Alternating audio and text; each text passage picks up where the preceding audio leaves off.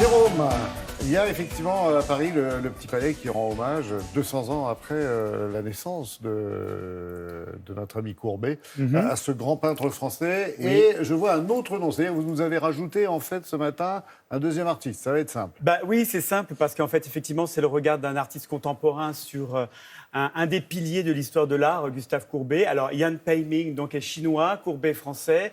Courbet, c'est le pilier de l'histoire de l'art, puisqu'en fait, il est à l'origine même de l'impressionnisme, puisqu'en fait, il va partir... À l'origine de beaucoup de choses. Oui. De beaucoup de choses, et c'est vrai que Yan Peiming va beaucoup le regarder, va beaucoup le copier aussi quand il est en Chine. Et alors qu'il ne réussit pas à rentrer dans les écoles d'art en Chine, il va partir dans les années 80 pour la France. Il va venir à Dijon, il va s'inscrire aux Beaux-Arts de Dijon. Ouais. Il vit toujours à Dijon.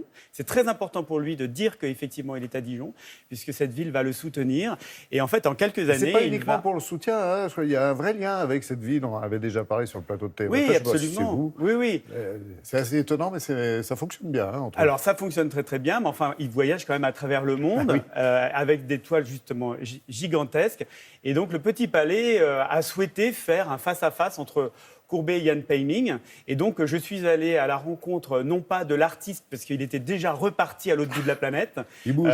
Il bouge beaucoup. Mais en tous les cas, le soir du vernissage, c'est le moment où, effectivement, il était quand même parmi les invités pendant le vernissage. Et donc, je me suis immiscé dans le vernissage et j'ai été un petit peu regarder ce qui se passait. C'est un moment important pour un artiste de montrer ses œuvres sur les cimaises. Good job.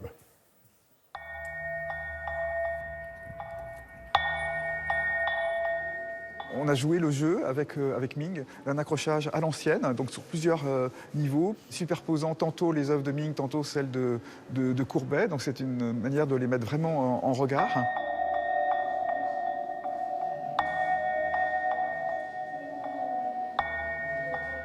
La rencontre est quand même forte entre ces artistes qui aiment le grand format, qui aiment la matière, qui aiment les gens, qui aiment les animaux. Enfin, c'est quelque chose de très puissant.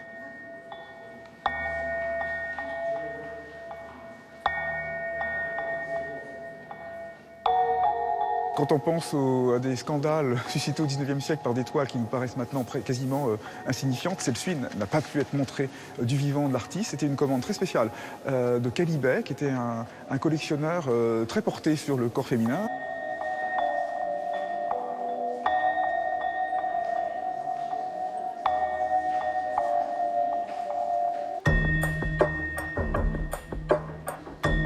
C'est une toile absolument spectaculaire, gigantesque, et qui a été peint dans l'atelier même de Courbet à Ornans. Il s'est représenté à 58 ans, à l'âge où Courbet est mort, et le portrait qu'on présente en face de Courbet aussi à 58 ans crée donc ce dialogue à travers la grande galerie du Petit Palais. On fait un accrochage où on met en résonance, en fait, finalement, une part de l'arbre généalogique de Courbet avec celui de Ming. Il faut un petit peu suivre cet arbre généalogique imbriqué des deux artistes. Bien, on est là dans la sphère de l'intime. Ming est très proche de sa famille. Donc nous avons la mère de Ming en dessous du portrait du père de Courbet.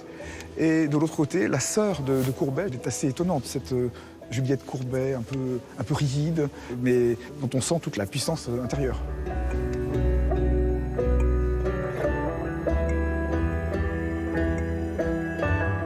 Il n'a vraiment pas peur des surfaces. Il utilise d'ailleurs des pinceaux absolument gigantesques et il est dans une gestualité, une libération du corps dans l'acte même de peindre.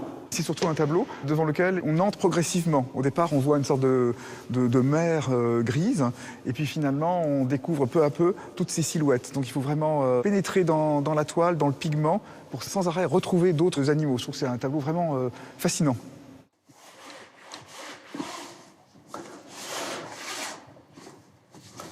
C'est formidable de le voir peindre. Il y a un vrai combat avec la toile, des moments très frénétiques, et puis d'autres où il s'arrête, et puis tout d'un coup, il se rejette sur la toile. Mais ce n'est pas un spectacle public, c'est vraiment sa manière à lui de pratiquer son métier de peintre. Alors, restez scotchés tous sur l'homme en train de peindre comme ça, la pratique. Oui, puis alors il y a une physicalité extrêmement importante chez Peiming, qui est pourtant un homme extrêmement intérieur, très paisible. Et donc, il sillonne le monde avec son intériorité. Ouais. Avec sa famille aussi, c'est très, très important de dire que Ming est très fidèle à sa famille et à ses amis. Ils se sont constitués un état d'esprit commun. Alors, l'actualité de Ming, en fait, elle est internationale. En ce moment, on peut le retrouver à Milan, dans une exposition consacrée à la Joconde. Alors, on parle beaucoup de Vinci en ce moment, mais la Joconde est présente aussi à Milan. Il l'a peinte. Ouais. Voilà, exactement. Donc, chez Massimo Di Carlo, l'un des plus grands collectionneurs et galeristes au monde. C'est à Milan. Et puis ensuite, pour le Petit Palais, il faut savoir que c'est un des rares musées gratuits à Paris. Donc, il faut aller voir le Petit Palais. Il faut aller voir les collections permanentes et aussi découvrir un des piliers de la sculpture napolitaine, Gemito. Gemito était un enfant abandonné à Naples. Et en quelques années, à 10 ans, il va commencer à prendre des cours d'histoire de l'art. Et notamment, il va se révéler dans la sculpture. C'est le plus grand sculpteur italien de réalisme de la sculpture. C'est lui qui le signe. Voilà. Corps à corps, titre très judicieux. Expo pour également. Ming et pour Courbet et Gemito pour le Petit Palais. Merci.